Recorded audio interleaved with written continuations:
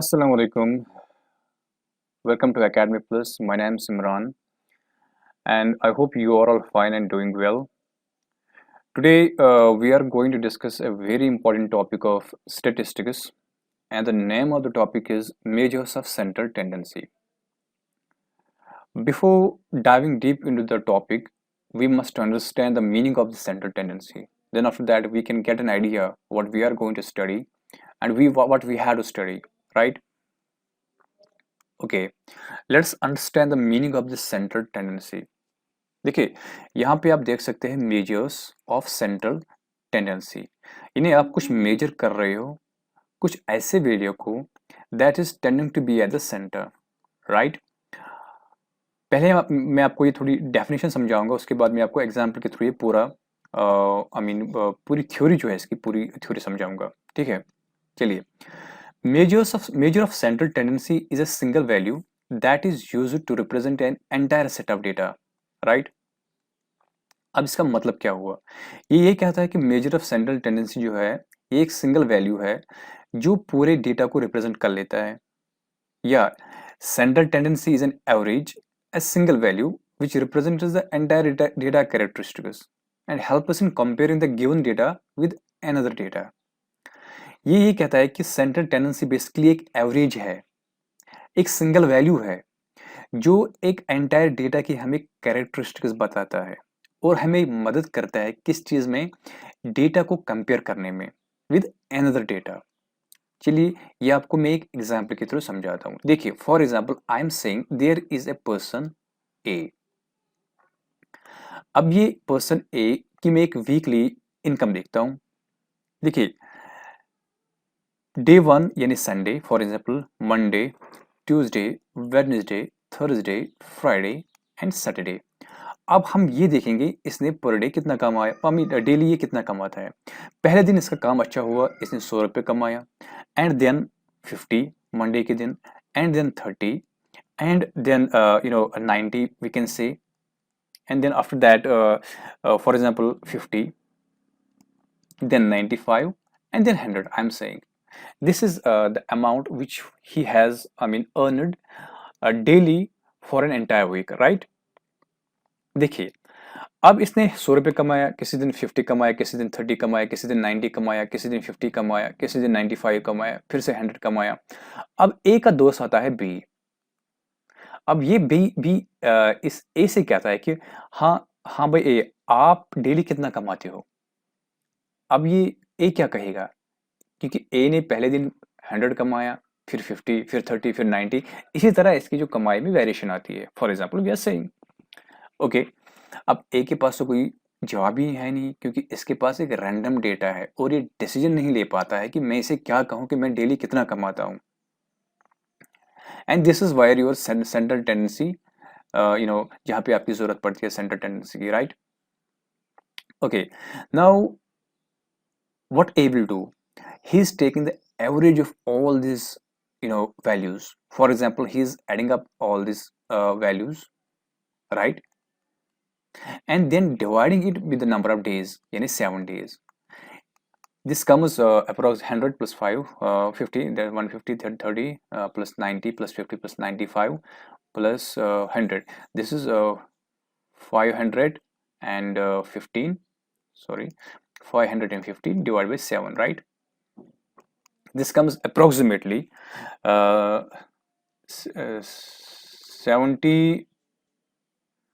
73.5.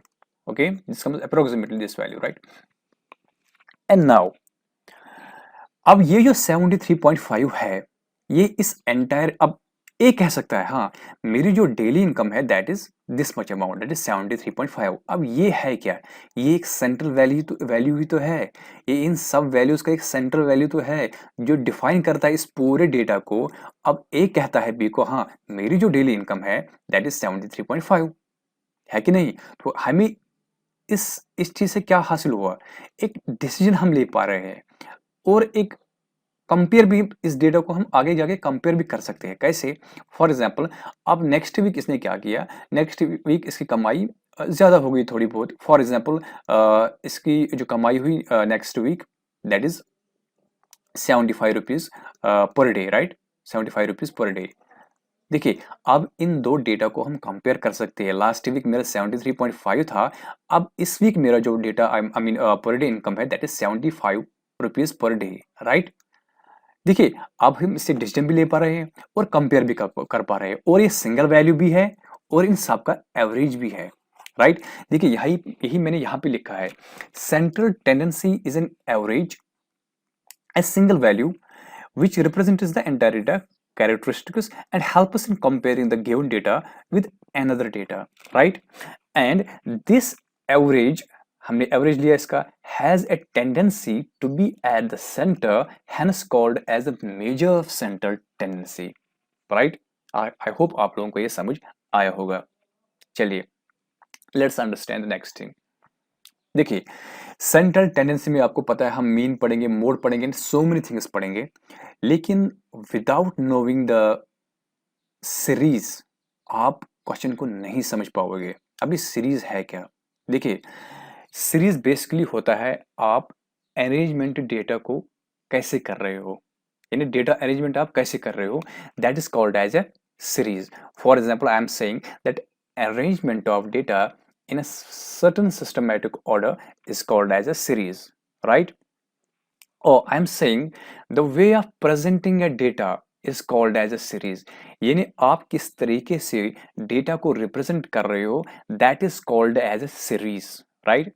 अब सीरीज के हमारे पास तीन टाइप्स की होती है। देखिए, सीरीज हमारे पास तीन टाइप्स की होती है और हर किसी टाइप पे आपको क्वेश्चन पूछा जा सकता है। देखिए, आपने खाली एक टाइप पढ़ा होता है और अगर आपको दूसरी टाइप का क्वेश्चन आता है एग्जामिनेशन में, आप उस क्वेश्चन को नहीं कर पाते हो क्योंकि आपने सीरीज नहीं पढ़ी होती है। देखिए, those who are from the non statistical background, उनके लिए दिक्कत हो जाता है बाद में ये समझना कि ये क्वेश्चन किस तरीके, हमने किसी और तरीके से पढ़ा था और क्वेश्चन यहाँ किसी और तरीके से आया है।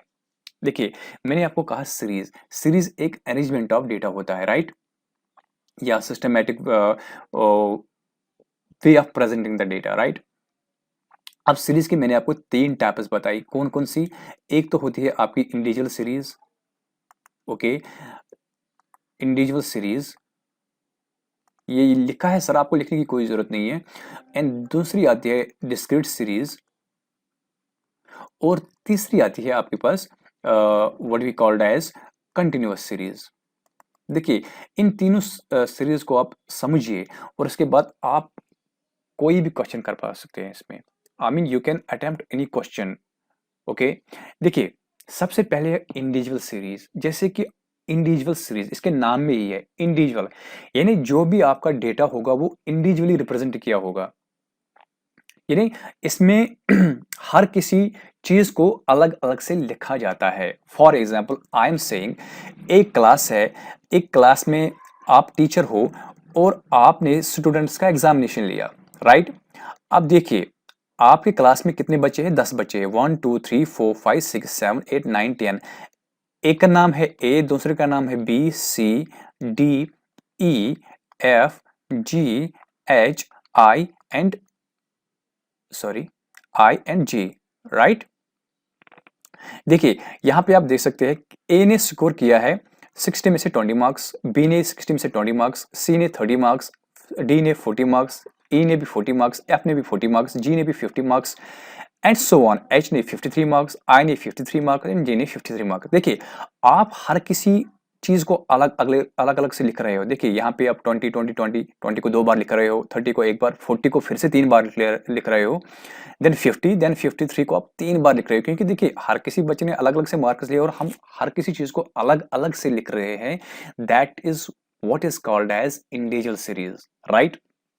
यहाँ पे मैंने यही लिखा है, a series in which all the data is listed out and all the observations have frequency of 1, that is called as an individual series। यानी इसमें हर किसी डेटा को रिप्रेजेंट करते हैं अलग अलग से, इसीलिए हम इसे इंडिविजुअल सीरीज लिखते हैं। और फ्रीक्वेंसी 1, फ्रीक्वेंसी 1 क्या होता है? नहीं, पहले टर्म आती है फ्रीक्वेंसी। ये फ्रीक्वेंसी है क्या?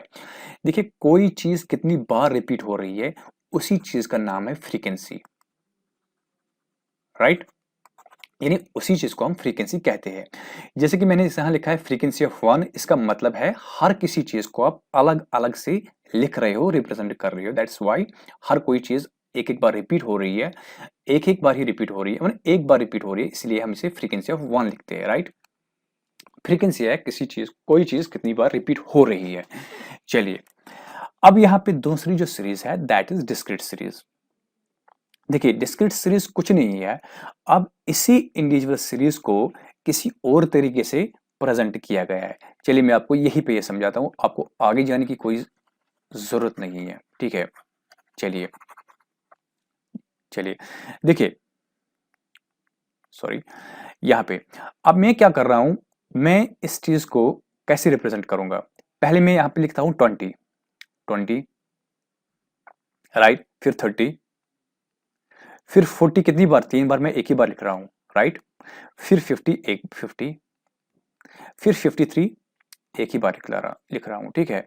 अब मैं ये देखता हूं कि 20 कितनी बार रिपीट हुआ है, 20 2 बार रिपीट हुआ है, चलिए मैं यहाँ पे 2 लिखता हूँ। 30 कितनी बार रिपीट हुआ है, एक बार रिपीट हुआ है। 40 कितनी बार रिपीट हुआ है, 3 बार रिपीट हुआ है, ठीक है।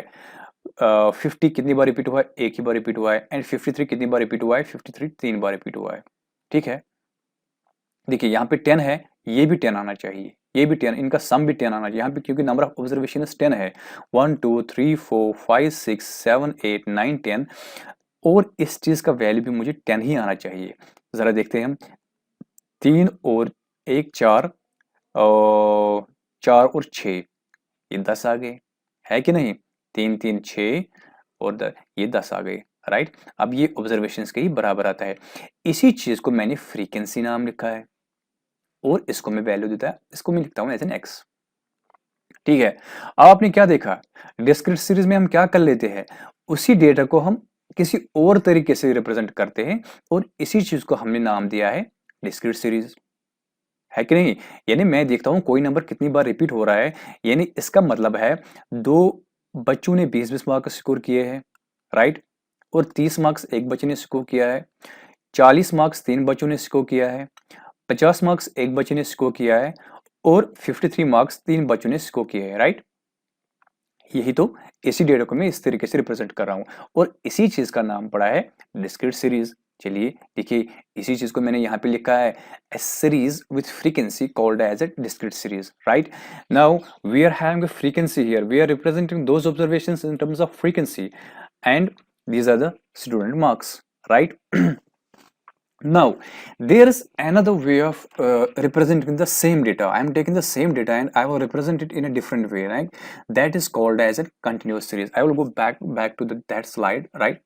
देखिए मैंने क्या कहा आपको कि हमारे पास और एक सीरीज है दैट इज कंटिन्यूअस सीरीज। अब इस कंटिन्यूअस सीरीज की डेफिनेशन क्या है, देखिए पहले तो आपको ये डिस्क्रीट सीरीज समझ आया होगा, a series with frequency called as a discrete series, right. फिर उसी डेटा को मैंने इस तरह रिप्रेजेंट किया है, और कितनी बार वो डेटा रिपीट हुआ है उसी चीज को हम फ्रीक्वेंसी कहते हैं, और इसको मैंने यहाँ पे लिखा है, राइट।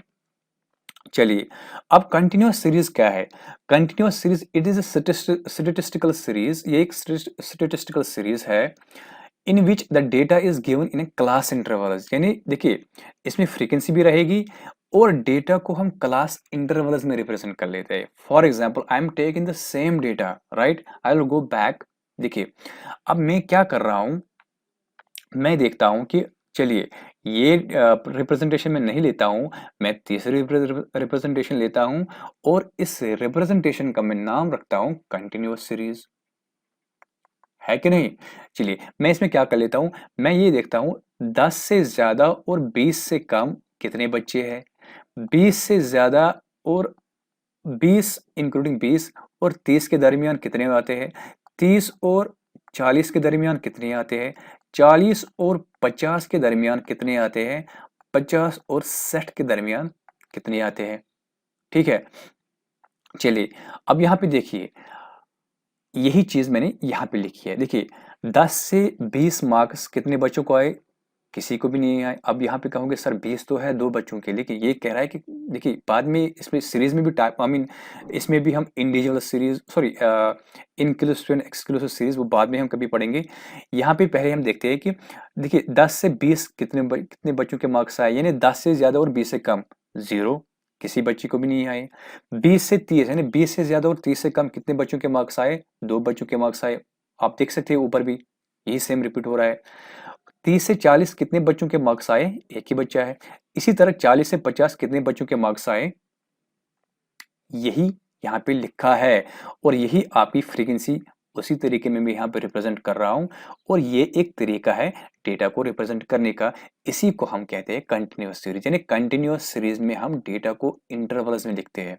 यहाँ पे आप देख सकते हैं, ठीक है, सेम है, मतलब सॉरी, इजी है। I mean it is not that much difficult to understand, right? Now, let's move ahead. I hope you are getting all these things like discrete series, continuous series. Now, I will give you a brief of all this what I have taught you. Like individual series में हम data को individually represent करते हैं, हर किसी term को अलग अलग से लिखते हैं, ठीक है। और डिस्क्रीट सीरीज में हम क्या कर लेते हैं? डिस्क्रीट सीरीज में हम डेटा को इन टर्म्स ऑफ फ्रीक्वेंसी, उसी डेटा को हम फ्रीक्वेंसी में लिखते हैं। Mummy with the help of frequency, वो डेटा कितनी बार कोई टर्म रिपीट हो रही है उसको हम इन टर्म्स ऑफ फ्रीक्वेंसी लिखते हैं, राइट। और कंटिन्यूअस सीरीज में क्या हम कर लेते हैं? हम देखते हैं कि इस और इस आई मीन फॉर एग्जांपल इस नंबर और इस नंबर के दरमियान कितने नंबर आते हैं, ठीक है, उसी को हम कंटिन्यूअस सीरीज कहते हैं। यानी क्लास इंटरवल्स में हम उसी डेटा को रिप्रेजेंट कर लेते हैं, इसलिए इसे कंटिन्यूअस सीरीज कहते हैं, राइट। चलिए नाउ देखिए, अब मीन जो है, अब यहाँ पे सबसे पहले मैंने आपको कहा है कि हम सेंट्रल टेंडेंसी में बहुत सारी चीजें पढ़ेंगे, like mean, mode, median and so on, right. अब इस मीन को समझने से पहले आपको मैंने सीरीज समझाई। अब हर किसी सीरीज का हम अलग अलग से क्वेश्चन करेंगे। For example mean with individual series, mean with discrete series and mean with continuous series. यानी इंडिविजुअल सीरीज का भी हम क्वेश्चन करेंगे इसमें, ओके, डिस्क्रीट सीरीज का भी हम इसमें क्वेश्चन करेंगे, और कंटिन्यूअस सीरीज का भी हम इसमें क्वेश्चन करेंगे, ताकि मीन पे कोई भी अगर आपको क्वेश्चन वहां पे एग्जामिनेशन में आए, आपका कोई भी क्वेश्चन छूट ना जाए, राइट। चलिए सबसे पहले हम मीन को डिनोट कैसे कर लेते हैं, ठीक है। देखिए इसके बाद हम मीडियम भी इन्हीं तीन सीरीज की हेल्प से सॉल्व कर लेंगे, और मोड को भी ऐसे ही सॉल्व कर लेंगे, राइट। देखिए मीन को हम we are representing it with the symbol x bar, right? This is x bar and this is the symbol for mean, right? It could be any alphabet like m bar, s. Normally we are representing with it within a x bar, right? Okay, now it is defined as a sum of values. This is the definition, okay? This is the standard definition. I'm not saying only mine is standard definition. I'm saying this is what is given in the books, right? Mean is defined as a sum of values of all the observations divided by the number of observations, right? what does this mean, right? हम इसमें क्या करते हैं, जो भी हमारे पास observations होती है उन सब का सम अप कर लेते हैं और इसको डिवाइड कर लेते हैं, टोटल नंबर ऑफ ऑब्जर्वेशंस हमारे पास कितनी है। सबसे पहले हम इस मीन को अंडरस्टैंड कर लेते हैं with the help of example, और हम इंडिविजुअल सीरीज की एग्जांपल की हेल्प से इसे पहले समझते हैं, राइट। फॉर एग्जाम्पल मेरे पास एक डेटा है, देखिए पहले आप फॉर्मूला पे जाइए, ये क्या कहता है, it is defined as a sum of values, यानी सम ऑफ टर्म्स, जितनी भी हमारे पास टर्म्स दी होंगी उनका सम लो। This formula is for individual series, right, individual series formula different number of terms. आपको जितनी भी नंबर ऑफ टर्म्स गिवन होगी उस नंबर से आपको डिवाइड करना है किसी जो आपके पास गिवन डेटा होगा। चलिए the mean of A data, देखिए फॉर एग्जाम्पल यहाँ पे आपके पास कोई क्वेश्चन है, फॉर एग्जाम्पल वही आपने एग्जामिनेशन कुछ बच्चों ने दिया और उनमें से किसी ने 30 मार्क्स लाए आउट ऑफ 100, किसी ने 60 लाए, किसी ने 58 लाए, किसी ने 67 लाए, किसी ने 53, किसी ने 62, किसी ने 70, किसी ने 75, for example I am saying, किसी ने 68, किसी ने 72। Okay, now you are being asked to calculate the mean. आपको वो सेंट्रल वैल्यू रिप्रेजेंट करना है, वो निकालना है जो इस पूरे डेटा को रिप्रेजेंट कर ले, ठीक है। चलिए हम कैसे निकालते हैं, हम ये इंडिविजुअल सीरीज है क्योंकि इसमें पास कोई फ्रीक्वेंसी गिवन नहीं है, ठीक है, ये आप समझ सकते हैं विद द हेल्प ऑफ जो मैंने आपको पढ़ाया है पीछे, राइट। देखिए you can see it from here, ये जो है ये सिंबल है ना, ये सम टोटल सम किसका, यानी जो भी आपके पास टर्म्स है उन सब का total sum divided by N, N is the number of terms. देखिए अब ये जो फॉर्मूला है मैं क्या कर रहा हूँ, इन सब जो सारी टर्म्स है 30 इसको 40 कर इन सब का सम कर लेता हूँ, that is 30 plus 60 plus 58 plus 57 plus 53 plus 62 plus 70 plus 75 plus 68 plus 72, right? Divided by the total number of terms. How many terms are these? These are 10. 1, 2, 3, 4, 5, 6, 7, 8, 9 and 10. The total number of terms are 10. So what is our formula? Sum of terms. यानी आपको सारे terms का सम लेना है. जब आपने सम लिया, आप उसको डिवाइड करोगे नंबर ऑफ टर्म्स, यानी कितनी टर्म्स है हमारे पास? 10 टर्म्स है, डिवाइड बाई 10. चलिए, that is 595 divide by 10 equals to 59.5. This is your answer. That is, ये जो वैल्यू है, this will represent the whole, this will represent the whole data, right? This is how we are calculating the mean for the individual series, right? Now this is easy, very easy. Okay, चलिए, ये तो हुआ individual series.